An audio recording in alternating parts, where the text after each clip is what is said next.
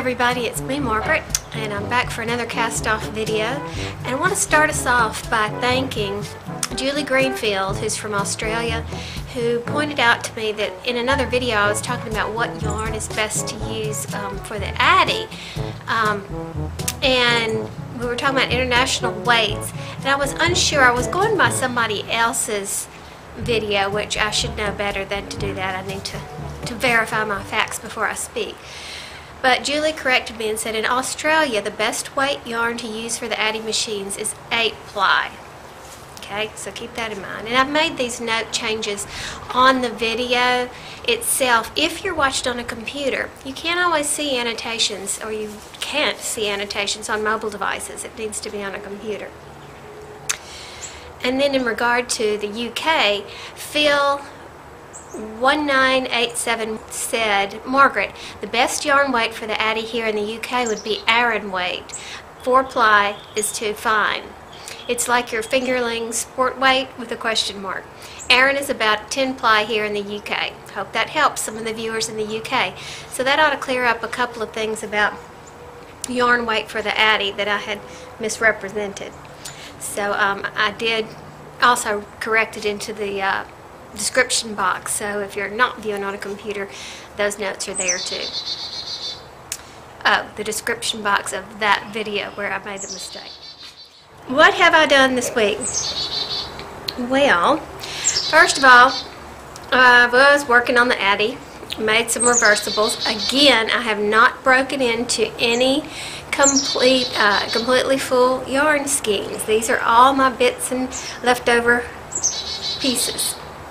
This is the Red Heart Team Spirit, I think they call it.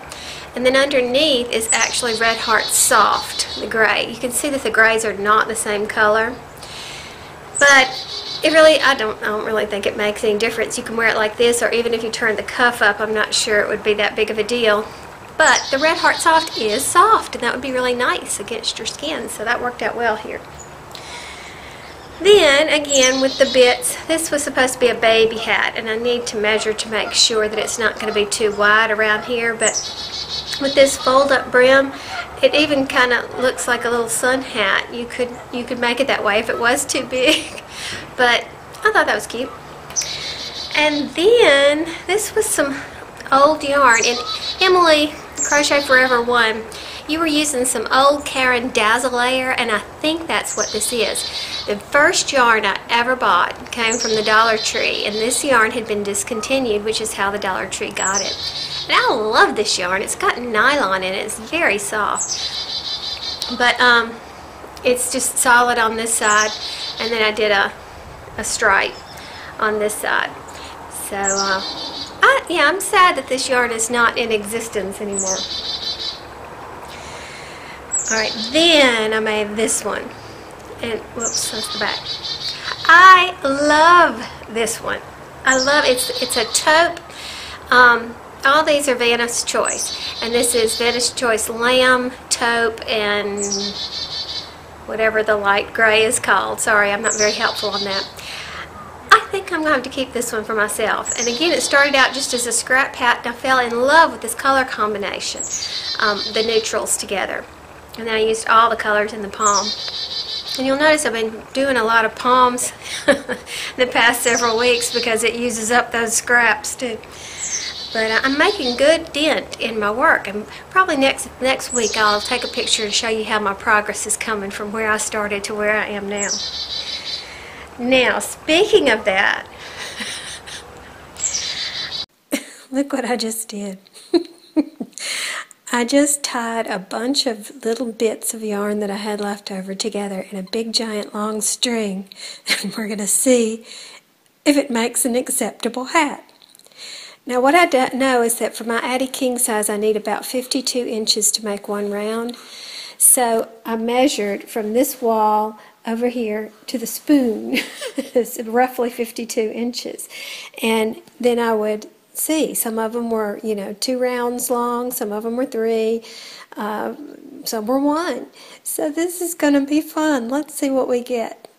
What I had intended to use those for were maybe the outside decorations, doing the slip stitch on the outside like Bob Wilson 123 had taught. And I just had more than I could possibly have stitched on. So one day I started tying them together, and I got this spaghetti slop. And I thought, this is never going to work. It's just never going to work. Now, why did I tie them together? Because I didn't want to sew in all the ends, to be honest with you. And the knot joining technique I used, I think I have a link to that somewhere. I found it a long time ago, and I think I still have that link handy. So if I do, I'll put it in the description box. But this is what I got.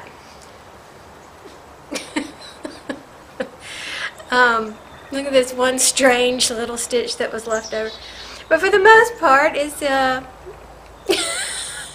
it's awful. But when you add the black, I'm sorry, I did solid black on the other side because I thought, you know, somebody might get a kick out of wearing a crazy color hat, but I probably wouldn't. So I did black on the other side, and I love this. I love the way this came out. So, there you go. I'm thinking about putting a multicolored palm on the top, but I don't have any more of these brights left, and I think that would be key in putting it in the palm.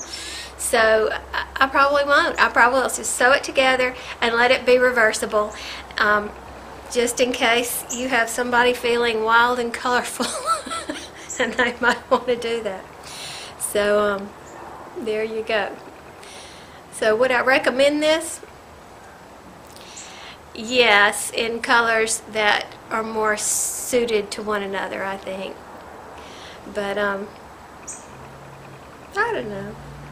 Sometimes I look at it and I think, that is really a fun hat. Guess you have to be in the right mood. Alright, then I did this little baby hat. Now, here's the deal.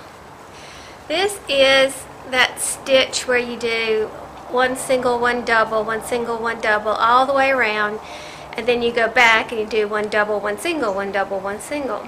Can't remember the name of the stitch. But I didn't use a pattern, I just used that stitch. And then I was playing with the bottom, different edges, and I decided since these had clear vertical lines on them, even though they are kind of swooped, that I would want some horizontal lines for the border. But the joining, where I was experimenting trying to keep this line from being broken, and it didn't come out so well. So I just stuck a little button right here to hide it. Thought that was cute. And now, last but not least, it's what Erin, Gimme Yarn 418, calls stash enhancement, which is another way of saying, yeah, I bought more yarn.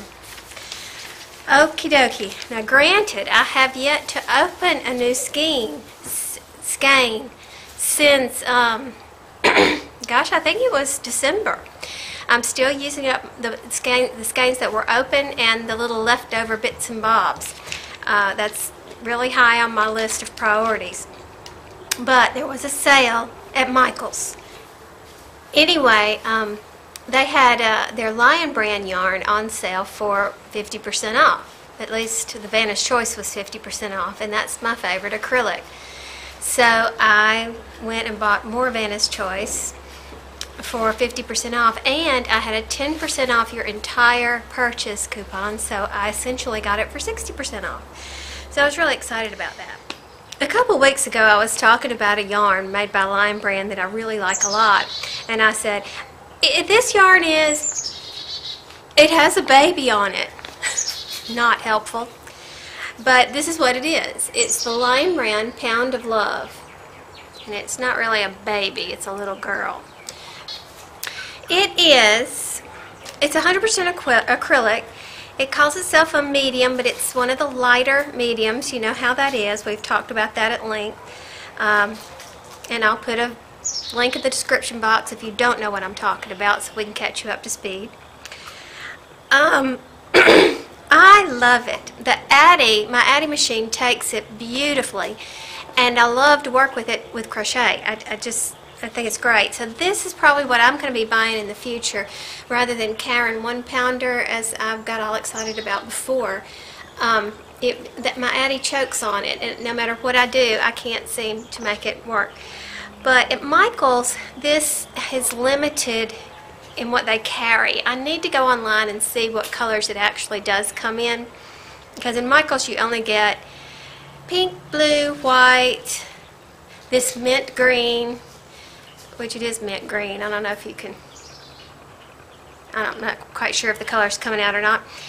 And this is called pastel green, I think. And the blue that I was talking about a couple of weeks ago, it's in between, not a navy, not a royal, something like that. And that's about it. I'm liking some of the changes that YouTube has made. I noticed that if you go to your dashboard and you look under community, all your comments appear right there, no matter what video they are. And a lot of times I have people commenting on videos that I made a year ago, and you know, so I may not even, if it's not coming directly to my inbox and I don't see it, then it just slips my mind and I don't necessarily reply to it. But this keeps it all in one place, which is pretty handy. So check that out if you are a YouTuber who needs to reply to comments. It's very easy. But something else odd that I've noticed is that I am getting all of my subscriptions, I think. And yet sometimes when I'm looking at somebody and watching somebody's video, it'll say I'm not subscribed to them. And this happened the other day with Melon's shop, Monica. And I know I'm subscribed to her, and I know I see her videos, and they come up in my feed just fine. But the button that you click on that says subscribe, it usually says subscribed, and it's grayed out if you are, but it was indicating that I had not subscribed to her, and I'm like, what? And I've been noticing this a lot. So it probably happened with the changeover with Google+. It doesn't appear to affect my regular subscription feed, but if anybody knows what's going on with that, enlighten me.